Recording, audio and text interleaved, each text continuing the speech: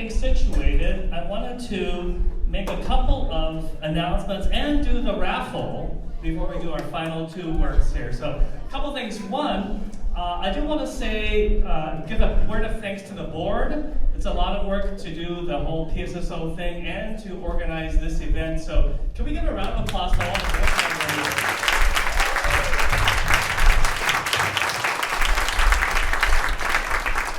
Serving all the alcohol, the snacks. I think it's just such a fun event to bring us all together and enjoy time together. If you would like to serve on the board, I was riding with, we were doing the Costco run, me and Sam. Sam's been on the board for over 10 years. And he's not the oldest member. I want to say Paige is, I think, going on 12 or something. Needless to say, we have board members that need a break, right? And if we don't have enough board members, the state will actually appoint board members on our behalf. I'm not joking. And then they will be like, we're gonna play, this music, and we're gonna raise ticket prices. You never know what's gonna happen with these state-appointed board members. So I see this as an inflection point. We need you to help out. If you know people who would love to serve on the board, please talk to the board members afterward. We'd love to have you join us. Now, this fall, we have our fall concert. Is going to be the whole season starting. I just want to give a little bit of a preview. November 22nd is the start of our next season. If you would like, you're welcome to purchase season tickets here.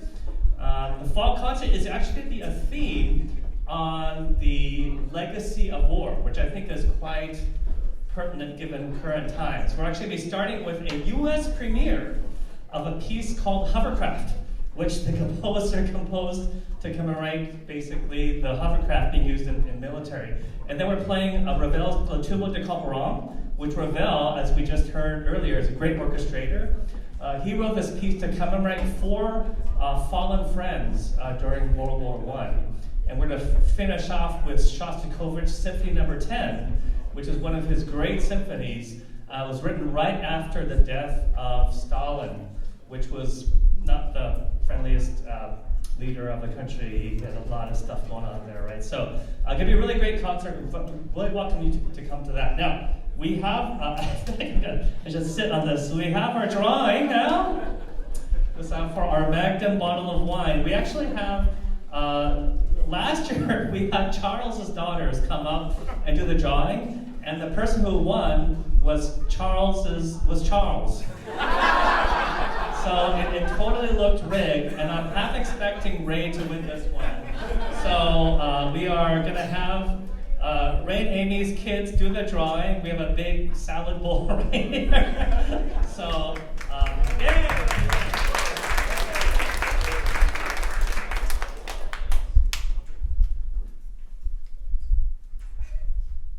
Make Andy proud.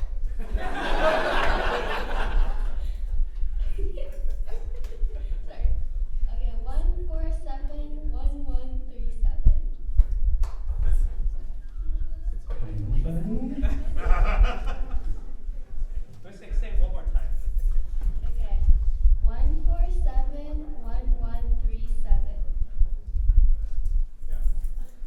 Yes, winner! Hey! We have a winner!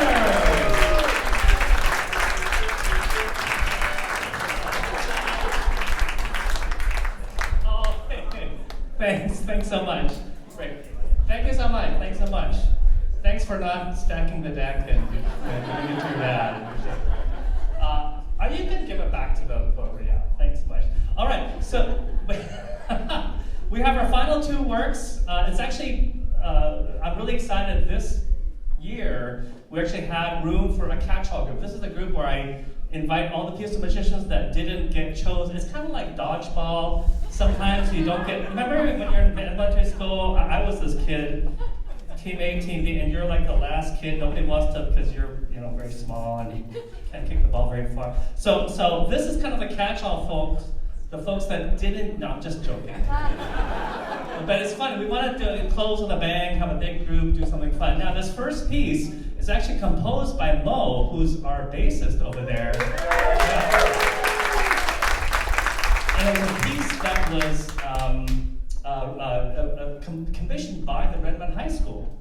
and which I think is interesting. And interesting enough, the second piece, St. Paul Suite by Holst, was actually something he wrote for the Hammersmith Girls' School near just west of London. So both of these pieces we're going to conclude with are actually written for schools, right? And what I'll say a little bit about the Holst after the first piece, but here is, on the Mo piece, I have to say this. So you see Untethered, you're probably thinking this is going to be a crazy piece. Well, actually, Untethered, he's thinking untethered from all the stresses of life and all the pressure. So when you think untethered, actually this piece is actually pretty chill. And so I just want to make sure I set the context, because when I first saw this, I'm like, untethered, this is going to have a lot of, angst and grit, because you're untethered from reality, right? That's not this piece. So anyway, please enjoy Mo